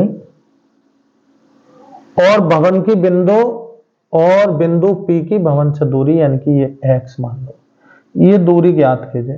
ठीक है ना, देखो बेटा बिल्कुल सरल चीज है। अगर ये ऊंचाई दूरी का सवाल है, अगर कोई बच्चा क्या है चित्र बना लेता है तो बेटा इससे ज्यादा सरल सवाल ना है। देखो काफी नंबर में होता है और सरल चीज होती है। चलो ये क्या है, P मान लिया, ये A और ये B और ये C कर लो। ठीक है ना, अब देखो हमें दो त्रिभुज मिले, एक बार ये आधार, ये लंब और ये वाला कोण, और एक बार ये आधार और पूरा लंब और ये 45 कोण। ठीक है ना, तो पहले छोटे वाले त्रिभुज में लगा लो। क्या है सॉल्यूशन कैसे करेंगे, यहाँ कुछ भी मत बताओ, चित्रानुसार। ठीक है, कौन से वाले त्रिभुज में, छोटे वाले त्रिभुज में। कौन से में, छोटे में। छोटा कौन सा है बेटा, छोटा वाला। देखो त्रिभुज इसमें ए पी में, बी ए या बी पी ए में क्या लेंगे बेटा, ये लंब और ये आधार है तो टेन थीटा ले लो। टेन थीटा बराबर लंब बटे आधार, लंब बटे आधार। टेन थीटा का मतलब है टेन कितना 30 अंश, लंब कितना है बेटा 10 और आधार कितना है x। तो यहाँ इसका मान रखो 1/√3 और 10/x, तिरछे गुणा x एकन x और बराबर 10/3। ये आ गया मीटर। एक आपका आंसर आ चुका है, सही है। अब लिखेंगे पुनः कौन से त्रिभुज, कौन से में, CPA में, CPA में। फिर से टेन थीटा ले लो, टेन थीटा बराबर लंब बटे आधार, लंब बटे आधार। यह टेन थीटा का मतलब है 45 अंश। लंब कितना हो गया बेटा, लंब पूरा हो गया, कौन सा 10 प्लस के h, ठीक, और आधार कितना हो गया x। इसका मान रखो 1। यहाँ कितना हो गया 10 प्लस के h, इसका भी मान रख दो कितना 10/3 बटा 1 करके क्रॉस मल्टीप्लाई 10 प्लस के h बराबर कितना आ जाएगा, इतने 10/3। ये हमें तो h का मान निकालना है तो 10/3 ऐसे ही, इसको उठा के उधर ले गए माइनस के 10, h ऐसे ही बेटा 10 कॉमन ले लो, यहाँ बचा √3 माइनस के 1 और ये मीटर, ठीक है। लिख देंगे अतः बिंदु P की भवन से दूरी, भवन दूरी आ गई आपके 10/3 मीटर तथा ध्वज दंड की लंबाई यानी कि h का मान कितना हो गया 10 ब्रैकेट में √3 माइनस के 1 मीटर। और यही क्या गया आंसर। बेटा ऊंचाई की दूरी के सवालों में केवल चित्र बन जाए सवाल हो गया, समझ लो, और बहुत कठिन ना होते हैं। त्रिकोणमितीय अनुपात का सहारा लेकर, अरे भाई चित्र बन गया था, हमें पता है त्रिकोणमितीय अनुपात से क्या होता है, एक कोण और एक भुजा पता हो तो कोई सा भी कोण और कोई सी भुजा निकाल सकते हो। ये था बेटा बहुत छोटा सा बढ़िया सवाल था और कठिन सवाल ना था, समझ गए। ये कठिन सवाल थोड़ा ही ना है। चलो देखते हैं।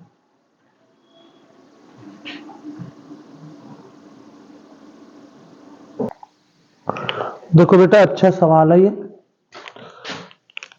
इधर देखेंगे बेटा ये माध्यक वाला है और माध्यक में हमें एक कॉलम और बनाना पड़ता है। ये बारंबारता, ये संचयी बारंबारता, या CF बोलते हैं जैसा है ना, ये F और ये CF, ठीक है। अब देखो बारंबारता से संचयी बारंबारता बनानी आनी चाहिए आपको, ये C और F, ठीक है। देखो बेटा संचयी बारंबारता में क्या होता है, जो यहाँ है वो यहाँ रख लो, अब इसको इसमें जोड़ो और यहाँ लिख दो, 2 और 5 कितना हो रहा है 7। फिर इसको इसमें जोड़ोगे तो बेटा 7 प्लस का x, इसको इसमें जोड़ोगे 12 और 7 कितने 19 प्लस का x, इसको इसमें जोड़ोगे तो 19 और 17 होते हैं 36 प्लस का x, इसको इसमें जोड़ोगे तो 56 प्लस का x, अब इसको इसमें जोड़ोगे तो 56 प्लस का x प्लस का y, इसको इसमें जोड़ोगे तो 56 और 9 कितने हो रहे हैं बेटा 65 प्लस के x प्लस के y, और ये जोड़ोगे 65 और 7 72 प्लस के x प्लस के y, और 72 4 कितने हो रहे हैं 76 प्लस के x प्लस के y। ये मैंने संचयी बारंबारता बना दी, ठीक है। इस सवाल के लिए तो आपको सूत्र याद होना चाहिए, बस कुछ ना करना, ठीक। अब उन्होंने बारंबारताओं का योग जो दे रखा था वो ये दे रखा था 100, ठीक है। ये ध्यान रखना बारंबारताओं का योग और लास्ट टर्म दोनों बराबर रहती है, जितना ये होता है उतना ही ये होता है, चाहे इनको जोड़ के करोगे जैसे 2 4 7 और 12 19 36 56 65 और 72 और 76, तो 76 प्लस x प्लस y। तो हमें पता है इस सवाल में 2 चीजें करनी पड़ेंगी, एक x का मान और एक y का। तो एक मान तो ऐसे ही समीकरण 2 बनानी पड़ेगी ना, तो एक तो यहीं से बना लो 76 प्लस के x प्लस के y बराबर 100, यानी कि x प्लस के वाई बराबर 100 और ये दे ले आओ माइनस के 76 x प्लस के वाई 76। ये कितने बचे बेटा? हाँ 24 बचे। कितने बचे? 24। कितने? 24। ये हो गया 24। ये समीकरण आ गई फर्स्ट। अब दूसरा माध्यक के लिए माध्यक निकालते हैं, तब हमें पता क्या करना पड़ता है, n/2वां पद करेंगे। n/2वां पद, n का मतलब है 100/2 बां पद यानी कि 50वां पद। अब यहां हमारे पास लफड़ा हो गया, ये हम क्या करते हैं 50वां पद इधर देखते हैं। सही, इधर ही तो देखेंगे। अब 50 इसमें तो निश्चित है, लेकिन इसमें भी तो हो सकता है, तो ऐसे कैसे? अब यहां डाउट वाली कंडीशन आ गई, बोले 50वां पद इस है माने ये इस है, क्योंकि ये तो निश्चित ही है, लेकिन ये भी तो हो सके। तो बेटा इसके लिए बिल्कुल सिंपल तरीका है। माध्यक कितना है? 525। 525 किस में आ रहा हो? इसमें। इसका मतलब हमारा ये हो गया माध्यक वर्ग। क्या हो गया? माध्यक वर्ग। माध्यक वर्ग यही तो आ गया। अब माध्यक वर्ग में ये L1 हो गया हमारा, इन दोनों का अंतर H हो गया, ये F हो गई, और इससे ऊपर वाला क्या होता है? CF। ठीक है, सब कुछ छट गया। माध्यक का सूत्र लगा लो। तब हम जानते हैं माध्यक का सूत्र क्या होता है। माध्यक बराबर क्या होता है बेटा? L1 प्लस यहां पूरे की H और यहां स्मॉल f n/2 माइनस के CF। यहां वैल्यू रख दो। माध्यक उन्होंने खुद दिया है कितना? 525। ये लगाओ। L1 निम्न सीमा कितनी हो गई? 500। ये ले लो, प्लस यहां ये H कितना है बेटा? 100। अरे H क्या है? अरे वर्गमाप, 600 में से 500 गए 100। सही है। H F क्या है? F है बेटा 20। यह n/2 कितना है? 50 माइनस यहां ब्रैकेट में लगाओ। CF कितना है? CF 36 प्लस के x। 36 प्लस के x। ये बेटा 500 इधर लाओ तो 525 थे माइनस के 500, उधर कुछ कट कर लो, इससे ये कितने बार? 5 बार। तो अंदर ब्रैकेट गुणा कितने होंगे? 5। यहाँ कितना हो गया? 50 माइनस ये 36 और माइनस का x, यही तो आ गया। यहाँ हो गया बेटा 25, और यहाँ इसमें से ये गए 14 माइनस का x, और कितना हो गया? 5। कितना हो गया? 5। ये गुणा की चीज इधर भेज दो, तो 25/5 बराबर 14 माइनस के x। इससे ये कटा 5 बार। 5 बराबर 14 माइनस के x। x को इधर ले आओ तो 5 प्लस के x बराबर 14। x बराबर ये उधर गया, 14 में से 5 गए, कितने बचे? 9। x का मान हो गया 9। x का मान कहाँ रख दो? समीकरण 1 में। x का मान समीकरण 1 में रख दो। समीकरण 1 में यहां रखोगे बेटा, यहां हो गया 9 और प्लस के y बराबर 24, या y बराबर 24 माइनस के 9, तो y बराबर कितना हो गया? 15। क्या हो गया? 15। अतः लिख सकते हैं, अतः x बराबर 9 और y बराबर 15, और यही क्या आ गया? आंसर। बेटा एक सवाल हर वर्ष ऐसा आता है, इसलिए आपको ये सवाल करना आना चाहिए, माध्यक और माध्यिका का। सही है। देखो यहां पे क्या होता है भाई, माध्यक का सवाल आएगा या माध्यिका। बहुलक का तो बहुत कम आता है, बड़ा क्वेश्चन बहुलक का मुश्किल है, वरना देखो हमने सब वीडियो में करा रखा है। आप लोग जाएंगे तो केंद्रीय प्रवृत्ति की माप के तीनों वीडियो हैं, उसमें देखोगे बिल्कुल सिंपल सवाल था, बहुत कठिन सवाल ना है। ठीक है बेटा, चलते हैं आगे। आगे रखो।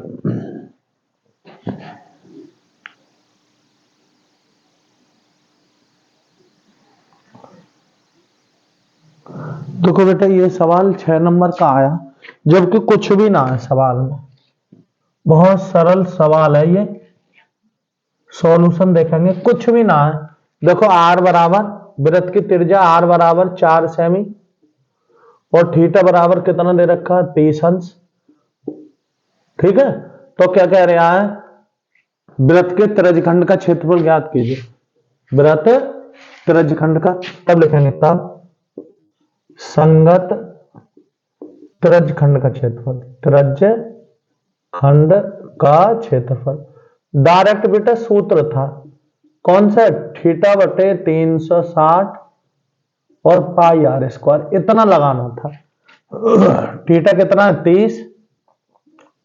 30 अंश, यहां 360 पाई में ही रहने देते, कोई दिक्कत थोड़ा ही ना थी। आर की जगह क्या लिख लो, 4 का स्क्वायर। इससे ये कटा कितने बार बेटा, 1/12, ठीक है। और पाई, और इसका कितना हो गया, 4 चौक 16, 4 से काटो 4 तिये 12, 4 चौक 16, कुल मिला के 4/3 पाई, और क्या हो जाता है, सेमी का स्क्वायर। एक आपका आंसर यह है। लिखेंगे तथा, वो कह रहे थे, क्या कहा था उन्होंने भाई, दीर्घ तरजखंड का भी क्षेत्रफल ज्ञात करो, तथा दीर्घ तरजखंड का क्षेत्रफल, तरजखंड का क्षेत्रफल। तो दीर्घ तरजखंड का क्षेत्रफल आपको खुद याद होगा, 360, और यहाँ 360 माइनस के थीटा, और यहाँ पाई आर स्क्वायर। कुछ करना थोड़ा ही ना बेटा, 360 ऐसे ही माइनस के 330, और अपॉन 360, पाई ऐसे ही, आर कितना है बेटा, 4 का स्क्वायर। करोगे यहाँ आया 330 बटे 360 गुणा पाई गुणा 16। कट करो, 0 से 0 कैंसिल, 3 से कट गया ये 11 बार, 3 से कट गया 12 बार, सही है। 4 से काट लो, 4 तिया 12, और 4 चौक 16, तो कुल मिला के 11 चौक 44 तो ऊपर आ गए थे, और नीचे 3, और पाई, और सेमी का स्क्वायर। सेमी का स्क्वायर बताना, ये 6 नंबर लायक सवाल है।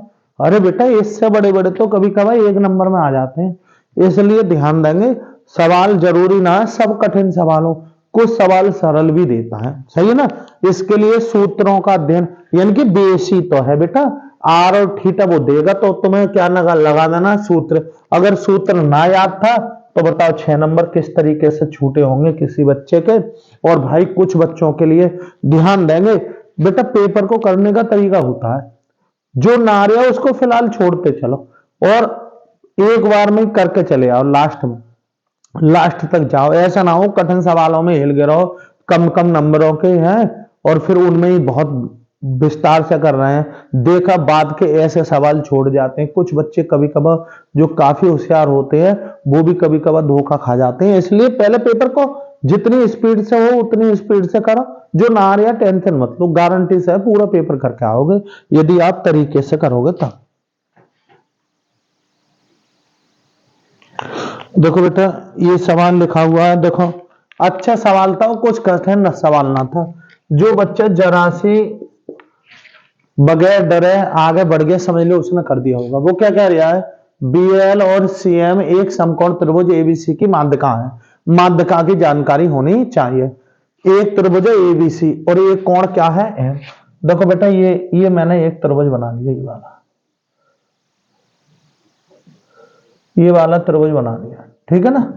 ये कह दिया उन्होंने, खुद कह रहे थे ये ए है, ए 90 अंश है। और बेटा इधर क्या करें, इधर भी बताओ बी, और यहां बना लिया सी। ये त्रिभुज बना लिया ए बी सी समकोण त्रिभुज, सिद्ध कीजिए इतने बराबर इतना। अब देखो एक बात ध्यान रखना, किसी भी त्रिभुज, ये है जनरली ये वाला त्रिभुज, ये ए मान लो और ये बी मान लो और ये सी, तो पता है ये जो रेखा है अगर ये इसका मिडिल पॉइंट है, सही है, इतने बराबर इतना, तो ये माध्यिका हो गई भाई। शीर्ष और सामने वाली भुजा के मध्य बिंदु से होकर जाने वाली रेखा क्या कहलाती है, माध्यिका। ऐसे ही इन दोनों का मिडिल पॉइंट मध्य बिंदु ये वाला, एक माध्यिका ये हो गई और एक माध्यिका ये हो गई। तो किसी भी त्रिभुज की कितनी होती हैं, 3 माध्यिकाएं होती हैं। माध्यिका एक ऐसी रेखा है जो शीर्ष और सम्मुख भुजा के मध्य बिंदु से होकर जाती है। तो बेटा एक माध्यिका कौन से कह रहे थे, माध्यिका बीएल, ये बी रहा, और यहां इसका मध्य बिंदु क्या ले लो, एल। क्या है ये हो गया साहब, ये हो गई, ये माध्यिका खिंच गई, ठीक है बीएल। और एक कौन से खिंच रही है, सीएम, सी, और इस वाले से करोगे तो ये हो गई बेटा, ये क्या है, ये हो गई एम, सही है ना। अब देखो लिखेंगे कि दिया है एक त्रिभुज एबीसी जिसमें कोण ए बराबर 90 अंश है ना, तथा माध्यिका बी हेल है। अर्थात इसका मतलब ये हो गया कि ये वाली चीज बराबर होगी इसके, एल बराबर होगा एल सी, और दोनों ही बराबर हो जाएंगे पूरे के, ए सी अपॉन 2 ऐसे हो जाएगा। लिखेंगे एवं माध्यिका, एक माध्यिका कौन सी है बेटा, एक माध्यिका है हमारी सीएम, सीएम है। अर्थात अगर ये माध्यिका है बेटा तो ये हो गया यहाँ बी एम यानी कि इतने बराबर इतने, यानी कि बी एम बराबर एम ए, और सभी ये बराबर हैं किसके, बी ए अपॉन 2 के, या ए बी अपॉन 2 के। देखो पहले ही इतनी सी जानकारी यदि किसी बच्ची को हो तो निश्चित सवाल कर दिया होगा। क्या कह रहा है, अरे हम जानना है एक माध्यिका ये बी एल है, तो ये जो शीर्ष ये हो गया, मध्य बिंदु ये हो गया, अब ये मध्य बिंदु है तो इतने बराबर होगा इतने, और ये जो ये पार्ट और ये पार्ट पूरे का आधे होंगे। ऐसे ही ये भी माध्यिका है तो ये बराबर होगी इसके, और ये पार्ट और ये पार्ट पूरे के आधे होंगे। ठीक, बस सवाल हो गया। अब हम देख रहे हैं ये क्या है बेटा, हम तो 3 त्रिभुज बन चुके हैं। कौन सा, एक तो समकोण त्रिभुज एल बी ए, और एक ये वाला, और बेटा एक ये वाला। ठीक है, 3 त्रिभुज बन गए। लगा दो क्या, पाइथागोरस प्रमेय। क्या लिखेंगे तब क्या लिखोगे, त्रिभुज सी बी ए में पाइथागोरस प्रमेय लगाओ। क्या लगाओगे बेटा, कर्ण का स्क्वायर यानी कि बी सी का स्क्वायर, आधार का मतलब है बी ए का स्क्वायर, और प्लस लंब का मतलब ए सी का स्क्वायर। ये समीकरण फर्स्ट आ गई। मैंने इस वाले में ये स्क्वायर बराबर इसके और ये वाले इसके। ठीक है, अब लिखेंगे तथा, लिखेंगे तथा कौन से वाले त्रिभुज में ले लो, इसमें ले लूं, इसमें क्या है, त्रिभुज सी एम ए में।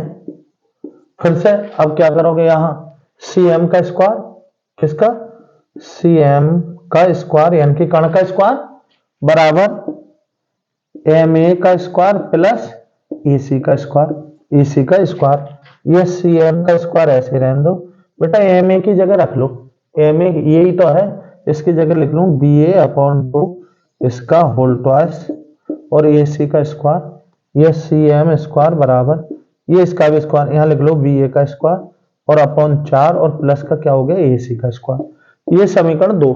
अब कहां से देख रहे हैं बेटा, यहीं से देख रहे हैं। एक त्रिभुज और रह गया, तथा कौन से वाले त्रिभुज में, इसमें एल बी त्रिभुज, किसमें, एल बी ए में, ए में। फिर से करोगे क्या, यहां पर बी एल का स्क्वायर, अरे पाइथागोरस प्रमेय से, किससे, पाइथागोरस प्रमेय से, बी एल का स्क्वायर बराबर क्या है, इसका स्क्वायर बी ए का स्क्वायर, और प्लस किसका, ए एल का स्क्वायर, ए एल का स्क्वायर।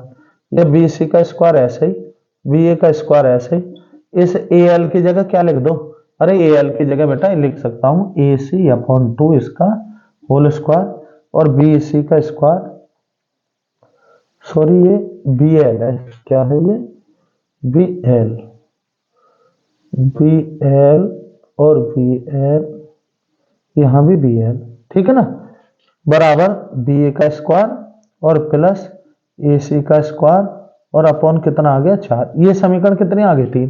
बेटा ऐसा क्यों करा है, क्योंकि हम देख रहे हैं हमें जो है ना संबंधी तो बनाना है बेटा, ये रिलेशन बनाना है। अब त्रिभुज में वर्ग आने का मतलब है पाइथागोरस प्रमेय, तो ये 3 त्रिभुज बन गए थे पाइथागोरस।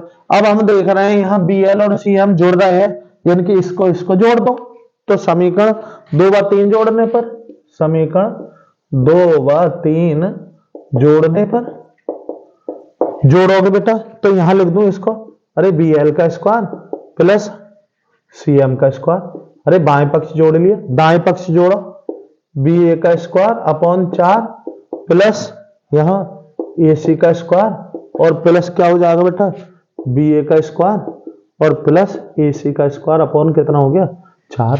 बेटा यहां ऐसे ही रखो, बी एल का स्क्वायर प्लस सी एम का स्क्वायर, और यहां 4 ले लूं क्या, एलसीएम, क्या ले लिया मैंने, 4 ले लिए एलसीएम। अब 4 लोगे एलसीएम तो यहां तो ऐसे ही बी ए का स्क्वायर प्लस 4 यहां जाएंगे, 4 ए सी का स्क्वायर और प्लस 4 यहां जाएंगे, अरे एलसीएम के अनुसार 4 बी ए का स्क्वायर प्लस का ए सी का स्क्वायर।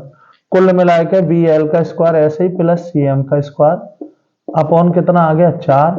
ठीक है ना, ये बी ये कितना हो 4 और 1 5, क्योंकि बी ए स्क्वायर का एक ये है 4 ही है, तो 5 बी ए का स्क्वायर, ठीक, प्लस 5 कितना हो गया ए सी का स्क्वायर।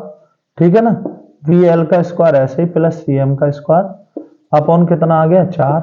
यहाँ 5 क्या ले लो कॉमन, तो बी ए का स्क्वायर प्लस का ए सी का स्क्वायर। आ रही बात तुम्हारी समझ में। अब हम देख रहे हैं इसको हम क्या लिख सकें, बी ए के स्क्वायर प्लस ए सी के स्क्वायर को, यह समीकरण 1 से, समीकरण 1 से क्या लिख सकते हो आप, यहाँ बी एल का स्क्वायर ऐसे ही सी एम का स्क्वायर ऐसे, और अपॉन कितना हो गया 4, और यहाँ पर 5। इतने की जगह क्या लिख सके, इतने की जगह में बेटा बी सी का स्क्वायर लिख सके। क्या लिखा है, बी सी का स्क्वायर। 4 इधर ले आओ, ये बटे की चीज गुणा में आएगी तो 4 सबके गुणा में आ जाएगा, बी एल का स्क्वायर प्लस के सी एम का स्क्वायर और बराबर 5 और बी सी का स्क्वायर, और यही सिद्ध करना था।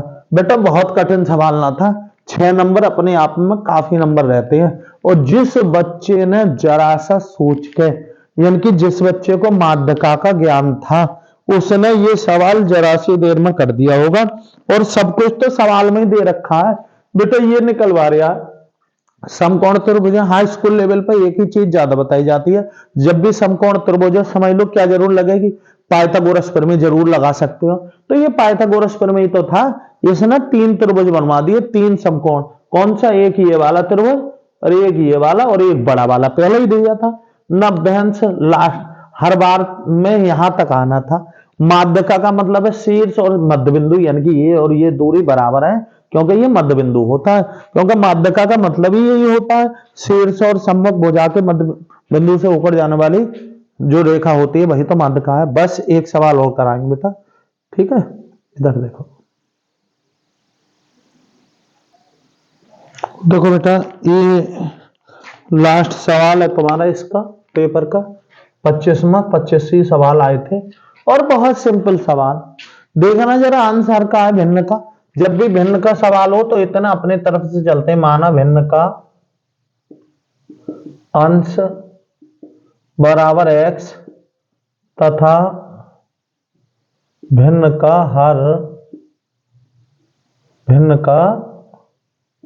हर बराबर y, तब उस कंडीशन में हम पे भिन्न प्राप्त हो जाती है, भिन्न हो जाती है x अपॉन y, क्योंकि भिन्न क्या होती है, x बटे y होती है। ये भिन्न हो गई, ठीक है ना, ये भिन्न हो गई। अब हमें पता है इसको ज्ञात करने के लिए x और y चाहिए, तो प्रश्न अनुसार 2 समीकरण देगा वह। क्या कह रहा है बेटा सवाल, यदि किसी भिन्न के अंश में 1 घटाया जाए, अंश का मतलब है x में से 1 घटा दो अपॉन y, तो भिन्न कितनी हो जाती है, 1/3। यही तो कह रहा है, बस तिरछे गुणा कर दो, तो 3x माइनस का 1 और बराबर क्या हो गया y, और शुद्ध करोगे 3x माइनस के 3 बराबर y, इसको इधर और इसको उधर कर लो, तो 3x माइनस के y, और ये पद उधर को गया तो प्लस का हो जाएगा। ये समीकरण आ गई फर्स्ट, सही है। अरे एक समीकरण बन गई। फिर क्या कह रहे हैं कि यदि हर में 8 जोड़ा जाए तथा हर का मतलब है x अपॉन y में 8 जोड़ दो, तो ये भिन्न कितनी हो जाती है, 1/4 बस बटा करके 3 गुणा, तो 4x बराबर क्या हो गया y प्लस के 8, ये इसको इधर ले आओ, कितना हो गया 4x माइनस के y बराबर कितना हो गया 8। ये समीकरण क्या आ गई, तो बस कुछ करना क्या थोड़ा ही ना है। अब इन समीकरणों को सॉल्व कर दो, समीकरणों को सॉल्व करें तो प्रतिस्थापन, हम विलोपन विधि से देख रहे हैं कि पद तो समान है, सीधे ही ले लो बेटा। अरे ये पद समान है ना इसमें, तो सीधे ले लें समीकरण 1 व 2 लेने पर क्या हो गया, 3x माइनस के y बराबर 3 और 4x माइनस के y बराबर 8। यहाँ क्या कर दो, जोड़ दो बेटा, जोड़ने पर, यहाँ नहीं जोड़ने नहीं घटाने पर, क्या करने पर, घटाने पर, क्योंकि पद समान है पर तो चिन्ह कैसे हैं, समान है तो कटना रहे, तो ये माइनस नहीं प्लस और ये माइनस, ये कैंसिल, 4x में 3 गए माइनस के x, इसमें से ये गए तो बेटा 8 में से 3 गए तो माइनस के 5, माइनस माइनस कैंसिल, x बराबर 5, x का मान समीकरण 1 में रखने पर, समीकरण 1 कौन सी बेटा ये है, तो 3 गुणा 5 रख दूंगा और माइनस के वाई बराबर क्या हो गया 3। 5 3 15 माइनस के वाई बराबर 3। ये माइनस वाई बराबर 3, ये उधर गए माइनस के 15 माइनस के वाई बराबर माइनस के 12। इससे ये कैंसिल, वाई बराबर क्या हो गया 12। अब हमें क्या हो गया एक्स मिल गया और वाई मिल गया। अतः लिखेंगे अतः ये भिन्न जो मिल गई हमें कितनी मिल गई बेटा 5/12। 5 और क्या हो गया 12 और यही क्या आ गया आंसर। देखना ये कितने नंबर का था 6 नंबर का था। ठीक है देखो बेटा ये मैंने तुम्हें दो जो पेपर कराया 2 पार्टों में कराया, एक पार्ट इसका पहला है और एक ये है। ठीक है ना। आप पेपर को जो है पूरा एनालिसिस करेंगे, एनालिसिस देखेंगे पूरी तरीके से और हो सकता है आपको कहीं ना कहीं क्या है थोड़ा बहुत जरूर आपको कहीं ना कहीं सहूलियत मिलेगी। और बेटा पेपर ऐसा ही आएगा, थोड़ा इधर से उधर कैलकुलेशन, गिनतियां, थोड़े सवाल बदले हुए आते हैं। बहरहाल कुछ सवाल तो ऐसे के ऐसे ही, यानी कि ये मेथड याद आता है, याद है आपको, तो आपको क्या है कहीं ना कहीं सपोर्ट मिलेगी। मिलते हैं फिर। अब देखो मैं अपनी तरफ से एक सीरीज चलाऊंगा बेटा जिसमें हर दिन क्या है नया टॉपिक लेकर बेस और थोड़े से क्वेश्चन मैं अपने तरफ से कराऊंगा जिससे आपकी 100% तैयारी हो जाएगी। ठीक है और आप लोग 100 नंबर 100 में से 100 लाके अपने और अपने माँ बापों का नाम रोशन करें, ऐसा कर दूंगा, इतना काबिल बना दूंगा, परेशान ना हो। ठीक है मिलते हैं, धन्यवाद।